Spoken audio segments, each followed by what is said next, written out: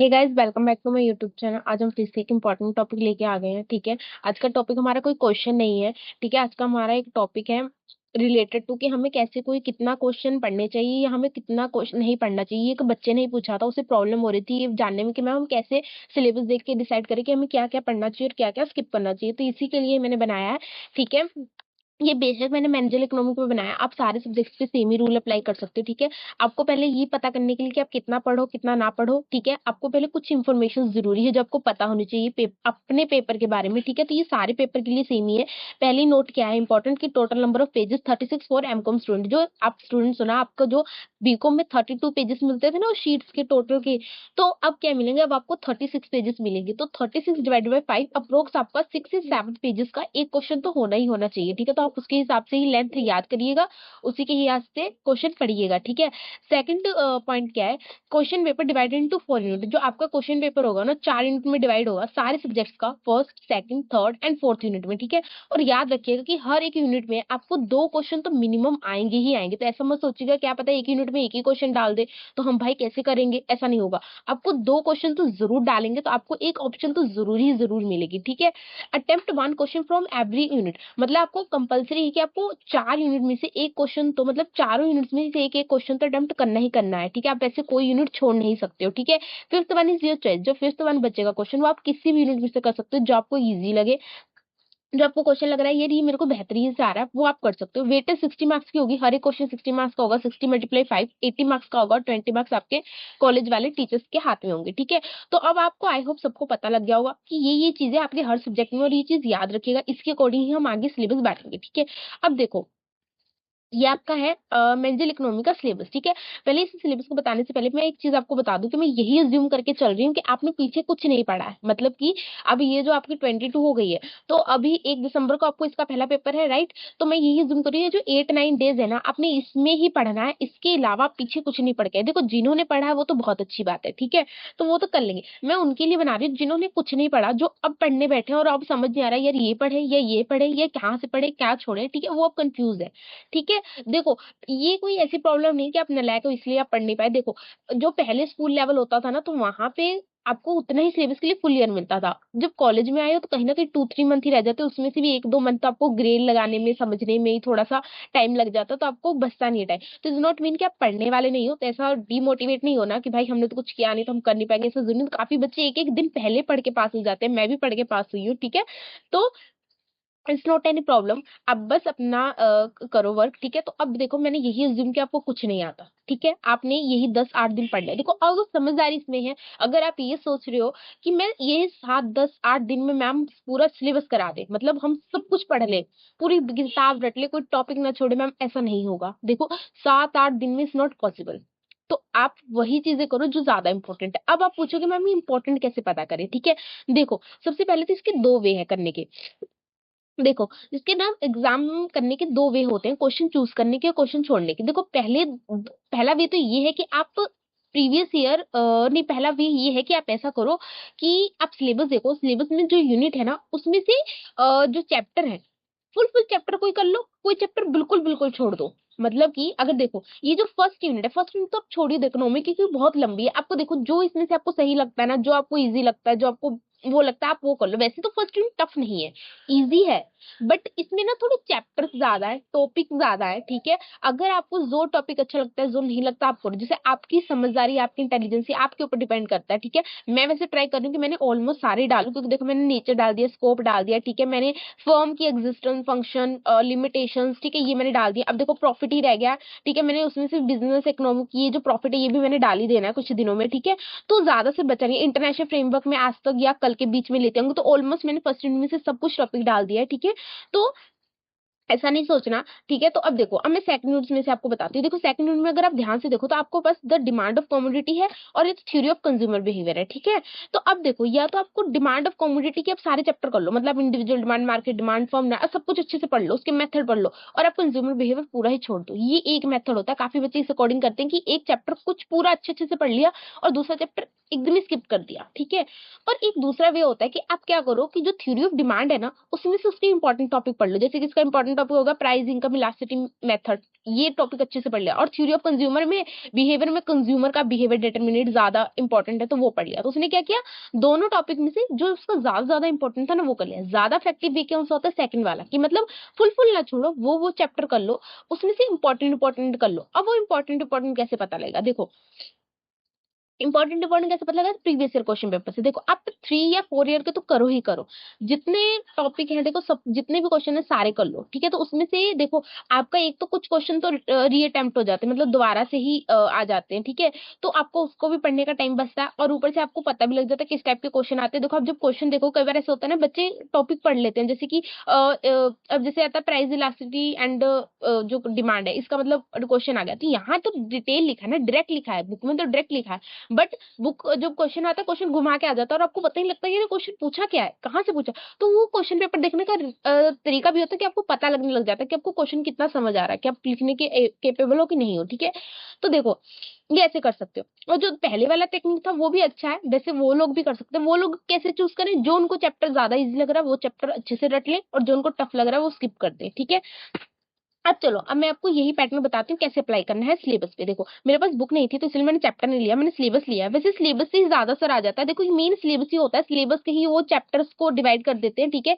या तो वो एक ही चैप्टर को सिलेबस बुक में 3-4 चैप्टर में डिवाइड कर देते हैं, या एक ही चैप्टर में। मेन आप जब भी पढ़ो ना तो ये सिलेबस देख के पढ़ा करो, वो चैप्टर नहीं देख के पढ़ने, वो जो इंडेक्स पे आगे दिए होते हैं, ठीक है, उसको देख के नहीं, इसी को देख के ज्यादा असर पढ़ा करो। देखो फर्स्ट यूनिट तो मैंने आपको बोल दी, आपकी चॉइस पे। अब देखो सेकंड यूनिट। अब सेकंड यूनिट में ध्यान से देखोगे ना तो 2 ही चैप्टर है मेन। एक है डिमांड ऑफ द कमोडिटी, ठीक है, जो हम थ्योरी ऑफ डिमांड बोलते हैं, और दूसरा है हमारा थ्योरी ऑफ कंज्यूमर बिहेवियर, ठीक है।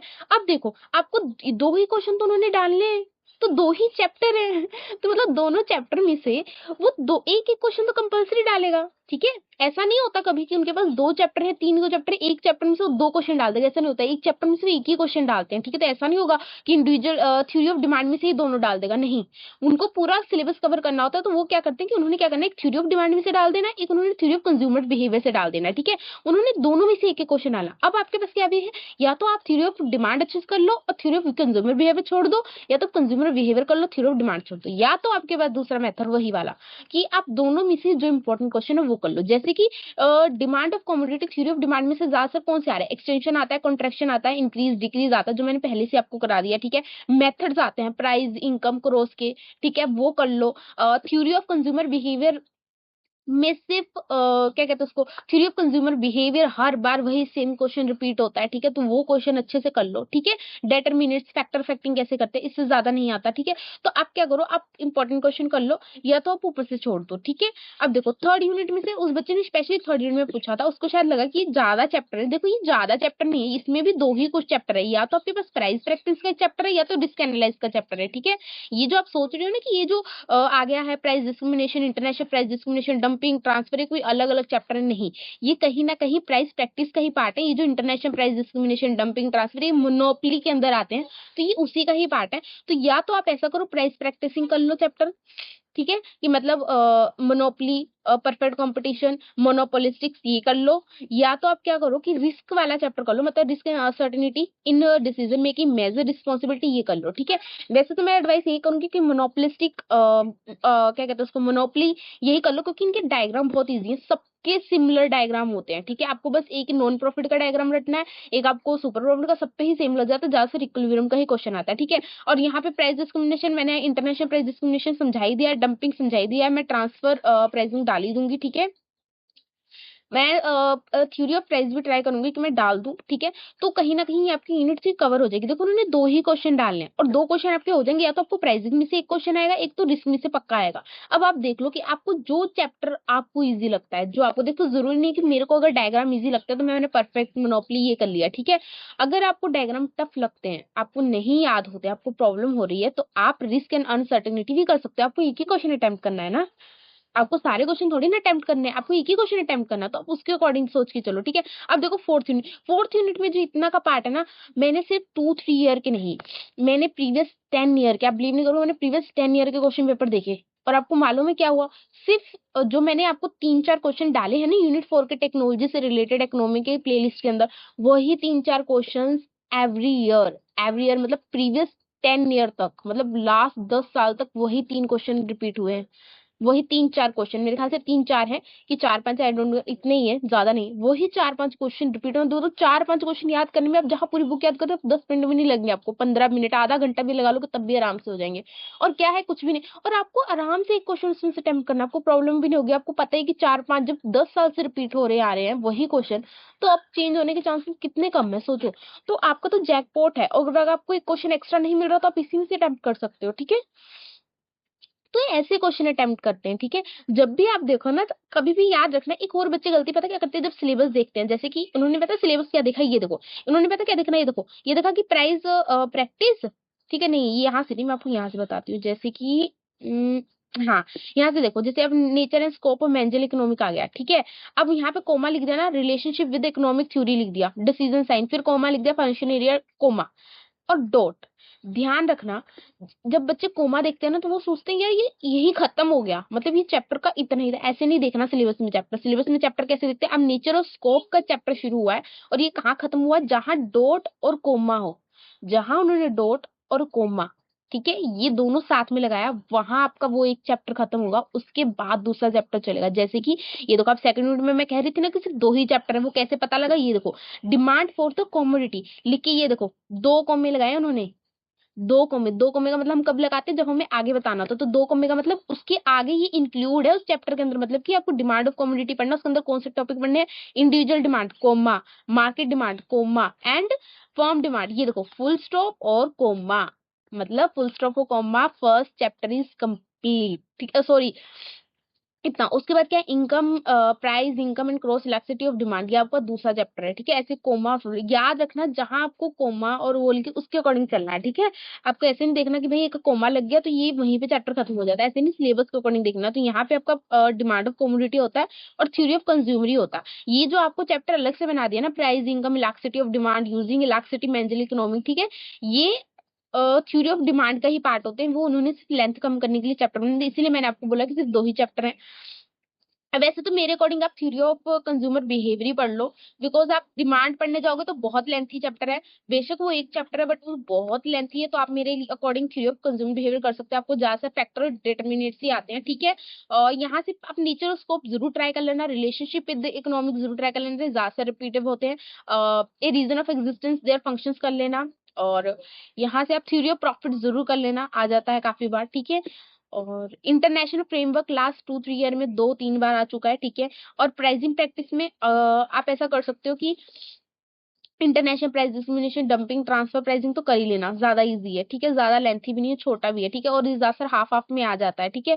फिर उसके बाद आप, इसके बाद आप देख लेना, या तो आप रिस्क एनालाइज कर सकते हो, या तो मोनोपली, अगर आप मोनोपली वाला कर रहे हो, मोनोपली, मोनोपलिस्टिक और परफेक्ट कंपटीशन कर रहे हो, तो ज्यादातर मैं बता दूं मोनोपलिस्ट कंपटीशन आता है, ठीक है, तो आप ज्यादातर उसी का ट्राई करना, ठीक है।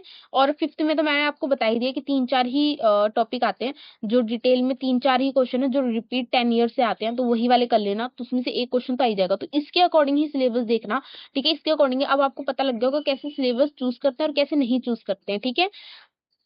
बाकी भी जो एग्जाम आएंगे उनको भी ऐसे ही चूज करना, ठीक है। अब जो इसके बाद, और हाँ, इस एग्जाम को बताने से मैंने आपको बताना भूल गई थी कि प्लीज ऐसा मत करना कि अभी जो 10-9 डेज आए तो आप तो एक ही सब्जेक्ट पढ़ने में लग जाओ, ठीक है। डेट शीट देखना, आपको डेट शीट आई होप सबको मिल गई होगी, और आप सबने अपने अकॉर्डिंग अपनी लिख भी ली होगी, ठीक है। उस डेट शीट के अकॉर्डिंग देखना किस सब्जेक्ट में कितनी छुट्टियां हैं, जैसे कि काफी बच्चों को ऐसा होगा कि सबसे ज्यादा ओटीबी में है, ऑर्गेनाइजेशन थ्योरी एंड बिहेवियर में सबसे ज्यादा छुट्टियां हैं, ठीक है। तो ऐसा नहीं कि अगर आपको ओटीबी भी ज्यादा आ रही है तो आप उसके चक्कर में बैठे हो, ठीक है, नहीं, जो आपको नहीं आ रहा है ना वो पहले करो, जिसमें छुट्टियां कम है वो अभी से ही ट्राई करो, जैसे क्यूटी, क्यूटी में सिर्फ आपको 2 या मेरे ख्याल से 3 छुट्टियां हैं, ठीक है। तो अब देखो क्यूटी में प्रैक्टिकल भी करना होता है, कितना लंबा टाइम होता है, तो उसको आप क्या करो, उसको आप अभी से ही उसका डेली का अगर एक एक चैप्टर भी करना शुरू करोगे, 8-9 दिन आपके 4-5, अगर एक चैप्टर को भी अगर आप समझ नहीं पा रहे तो 2-3 दिन लगा रहे हो तो आपके 4-5 चैप्टर तो कंप्लीट हो जाएंगे ना, आपको थोड़ा बर्डन कम हो जाएगा उसका प्रैक्टिकल का, ठीक है। तो ऐसे आप चैप्टर करना, ऐसे नहीं कि अभी से ही आप 10 दिन सिर्फ मेंजल इकोनॉमी का ही लगा रहे हो कि पहला पेपर तो मेंजल इकोनॉमी में करेंगे, नहीं, ऐसे नहीं। अपना पैटर्न जरूर देख लो डेटशीट का, जो आपको लगता है कि ये चैप्टर में टफ है, मेरे को नहीं आता, बट इसमें छुट्टियां 4-5 है, मैं नहीं इतने में पढ़ सकता, मेरे को तो बहुत डिफिकल्ट लगा। अब भी इसका एक एक क्वेश्चन रीड करना शुरू कर दो। आप बेशक याद मत करो, मैं नहीं बोलती कि आप याद करो अभी से ही, क्योंकि आप याद करने लग जाओगे ना तो आप कंफ्यूज होने लग जाओगे। मेंटल इकोनॉमिक में पेपर में आपको सब कुछ दिमाग में चला, आप सिर्फ रीड करो या बना के रखो, या तो टिक करते जाओ कि मेरे को एग्जाम वाले दिन सिर्फ ये पढ़ना है, ये पढ़ना है, ये पढ़ना है, ये नहीं पढ़ना, ठीक है। और एक और चीज, आप प्लीज ट्राई मत करना कि मैं सब कुछ पढ़ लूं, सब कुछ नहीं। आप जिस दिन पेपर का लास्ट डे होगा ना, वहां उस दिन आपने जितना पढ़ा, आप जैसे पढ़ते जाओगे उसको टिक करते जाना टॉपिक को। और जिस दिन आपका लास्ट मतलब पेपर से एक दिन पहले, ठीक है, उस दिन क्या करना है, सिर्फ आपको रिवाइज करना है। आपको सिर्फ देखना है कि भाई मैंने इतना टॉपिक पढ़ा था और इतने तक छोड़ा, सिर्फ इसी को ही अच्छे से रटना है। ये नहीं कि यार अब तो सुबह पेपर है, ऐसा करता हूँ थोड़े और टॉपिक जोड़ लेता हूँ, थोड़े और टॉपिक जोड़ लेता हूँ, ये तो याद हो ही गया, थोड़े और जब नहीं, ऐसा नहीं करना, ठीक है। जितना टॉपिक पढ़ा उतना ही पढ़ूंगा, बहुत अच्छे से पढ़ूंगा।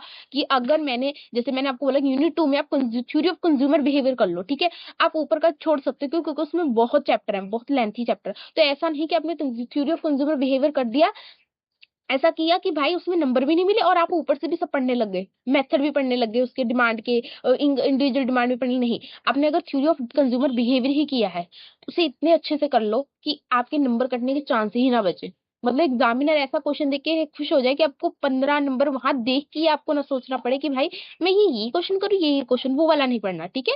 तो उतना ही पढ़ना, उतना ही याद करना, उतना ही सुबह रिवाइज करना जितना आपने पढ़ा है, और अभी से टिक करने शुरू कर दो, क्योंकि 1-2 दिन तो इसी में वेस्ट हो जाता है कि क्या पढ़े क्या छोड़े। तो मैंने इसीलिए वीडियो अभी से बना दी कि अभी आपको 8-9 दिन है, अगर आप डेली का भी एक चैप्टर पढ़कर सिर्फ टिक करोगे ना, अभी सिर्फ टिक करो कि ये पढ़ना है, ये छोड़ना, मैं सिर्फ इतना ही पढ़ूंगा। डिसाइड माइंड सेट कर लो कि इतना पढ़ूंगा और बहुत अच्छे से पढ़ूंगा, ठीक है। और जो आपको ज्यादा टफ लगता है, वो अभी से डेली का एक एक क्वेश्चन रीड करना है, याद नहीं करना। रीड करने का मतलब ये होता है कि आपको पता लगने लग जाएगा कि ये क्वेश्चन मेरे को ना पढ़ने में डिफिकल्टी लग रही। काफी बार ऐसे भी होता है कि बच्चे ऐसे सोचेंगे कि मैम ने थ्योरी ऑफ कंज्यूमर बिहेवियर बोल दिया, मैं तो थ्योरी ऑफ कंज्यूमर बिहेवियर ही कर लेता हूँ, बट क्या पता उन्हें ये टफ लगे टॉपिक, ठीक है। जैसे मैंने बोला, काफी बच्चों के पढ़ने के तरीके अलग होते हैं, काफी बच्चों को अलग समझा। तो अगर आप अभी से रीड करने से शुरू करोगे ना, आपको पता लगने लग जाएगा, नहीं यार थ्योरी ऑफ कंज्यूमर बिहेवियर मेरे लायक नहीं है, मैं थ्योरी ऑफ डिमांड करूंगा, मेरे को वो ज्यादा इजी लग रहा है, ठीक है।